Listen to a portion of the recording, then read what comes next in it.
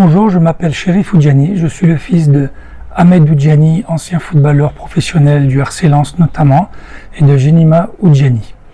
Je suis ancien joueur professionnel moi aussi, qui a joué à Lens, à Paris, Sochaux, entre autres Ajaccio, et en équipe nationale d'Algérie.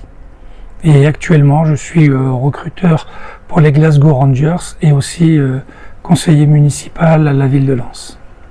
Mon nom est un nom connu dans le milieu du football où maintenant sur 3 générations il y a eu des footballeurs professionnels. Tout d'abord mon père qui est arrivé en France en 1957 pour travailler dans une usine de fromagerie dans le centre de la France où il joue en 3e division à Vendôme, et c'est de là où il a éclaté et qu'il est arrivé à Lens en 1958 et où il est devenu professionnel en jouant à Lens, puis après au Racing de Paris, à Sedan et à Caen, et aussi avec l'équipe d'Algérie. Après, ce fut à mon tour donc de jouer à Lens, parce que bon, je suis né à Lens et j'ai commencé à jouer au football à Lens, à jouer en équipe professionnelle, et après avoir joué dans toutes les catégories de jeunes, où j'ai fait carrière professionnelle à Lens et dans d'autres clubs comme Sochaux, Paris, Ajaccio, entre autres. Et là, j'ai un neveu actuellement qui termine sa formation, qui est professionnel aussi, qui appartient au RC Lens, et là qui a été prêté dans un club de national à Saint-Brieuc pour parfaire sa formation. Adam. L'origine de ma famille se trouve tout d'abord en Kabylie, en petite Kabylie, dans une ville à peu près à une trentaine ou quarantaine de kilomètres de Béjaïa, qui s'appelle Sidi Ish. Et donc ça c'est le berceau de la famille, mais beaucoup ont immigré dans la ville de Skikda, parce que bon, j'avais mes 2 grands-parents qui ont été là-bas pour travailler dans ce qui s'appelait à l'époque Gaz de France, puis après qui est devenu aussi Gaz d'Algérie. Et c'est là où mon père est né.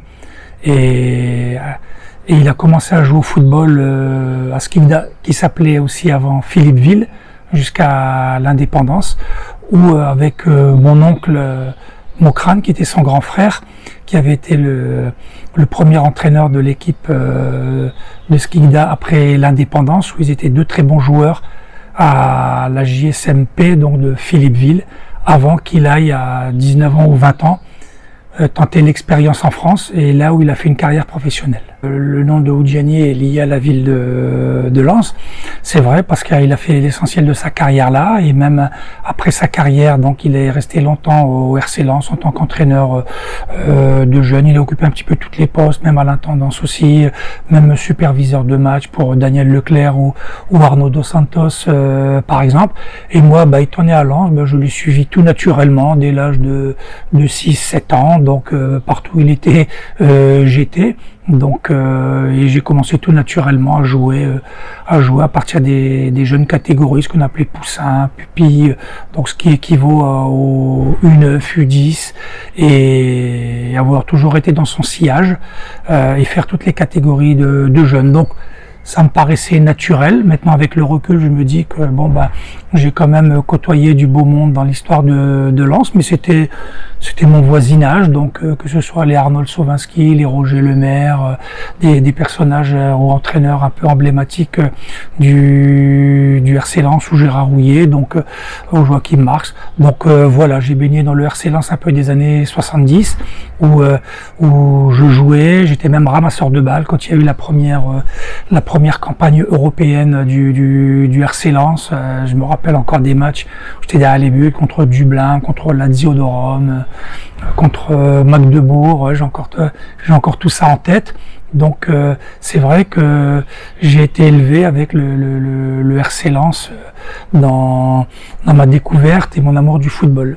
Le rapport à l'Algérie en étant ici, oui, bien sûr, il y avait une diaspora algérienne, donc on se rencontrait beaucoup. Après que ce soit les personnes que côtoyait ma mère ou mon père, bien sûr, on avait des connaissances. Après, moi aussi, j'avais des amis. Après, Algérien, je dirais, c'était plus maghrébin parce c'était surtout des Algériens et beaucoup de Marocains quand c'est dans la ville de Lens, très peu de Tunisiens. Donc c'est vrai, bon, on se côtoyait, on était, comment dire, nos parents originaires d'Algérie, on étant nés en France, donc on a été à l'école ici, on a tout découvert ici, on allait en vacances aussi en Algérie, ce qui fait que on a toujours été entre les deux, donc en essayant de prendre les avantages des deux cultures. Mon rapport à la guerre d'Algérie, j'étais vraiment tout jeune, bon, c'était au niveau de mon père où donc là ils avaient joué avec une équipe qu'ils appelaient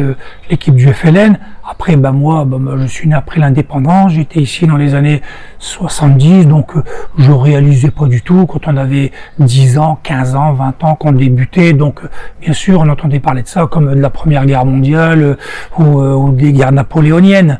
Donc, bien sûr, on entendait parler, on était au courant, mais sans vraiment s'intéresser spécialement, parce que bon, on est dans l'enfance, on est dans l'adolescence. Le premier rapport avec le football algérien, c'est vrai, il y avait un monsieur qui s'appelait Ben Drama qui était, je crois, avec l'amicale des Algériens en Europe. On faisait des matchs un petit peu de gala en Algérie, ce qui a permis au public algérien de nous découvrir, comme à l'époque, je me rappelle, on était avec des Fatih Chebel, Nordine Kourichi, Abdel Jadaoui ou autres. Et puis après, bon, quand j'ai eu ma première sélection, j'étais déjà un joueur du championnat de France depuis déjà 3-4 ans, c'était 87, j'ai débuté en 84.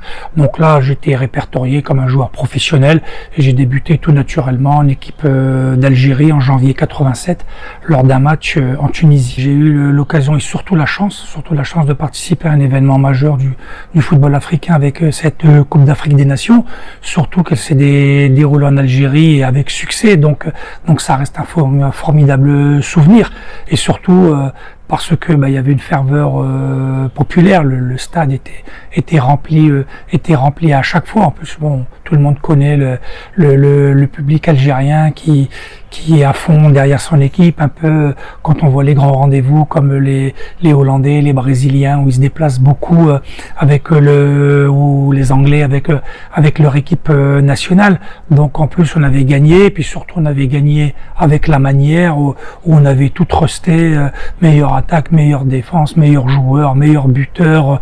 Donc c'était vraiment un sacre qui ne souffrait d'aucune contestation. À titre personnel, bien sûr, on a gagné en finale, donc c'était un titre. En plus, je marque en finale, même si j'avais marqué aussi avant un but contre la Côte d'Ivoire. D'ailleurs, on avait gagné 3-0. J'avais marqué 2 buts et fait 3 passes décisives. Donc c'était vraiment un bon bilan où j'avais été très utile. Après, à défaut d'avoir le talent d'un Madjer ou d'un Belloumi ou d'un Assad, même s'il n'était pas là. Donc j'étais un joueur utile.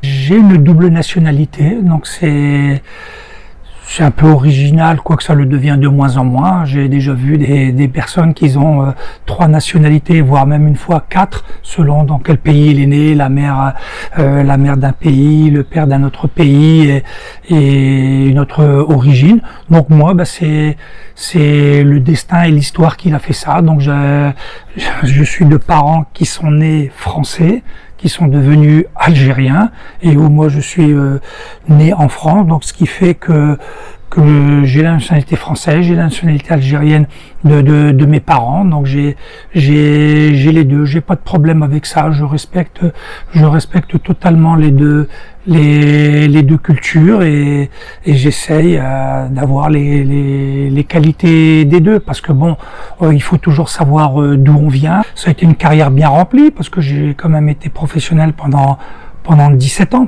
Donc c'est quand même bien, j'ai eu la chance de vivre beaucoup de choses en étant professionnel, en étant international, de pouvoir découvrir certains pays, d'autres cultures, donc ça ouvre beaucoup l'esprit, et donc je remercie, j'ai beaucoup de gratitude envers le destin, même si j'ai aussi une part de travail personnel aussi, mais bon, c'est un mélange de motivation, de qualité innée, de chance d'avoir fait cette carrière et de m'avoir permis à travers ma double nationalité aussi, de jouer dans tous les stades français, les stades algériens, et d'avoir vécu beaucoup de belles émotions. Pour ceux qui préparent le bac, bon, c'est toujours un moment très stressant, un premier tournant entre guillemets dans la vie. Je leur souhaite une totale réussite et puis surtout d'essayer de vivre leurs rêves et leur motivation et puis de tout donner pour réaliser leurs rêves, et même si ils réussissent en partie ou pas en totalité, de ne pas avoir de regrets.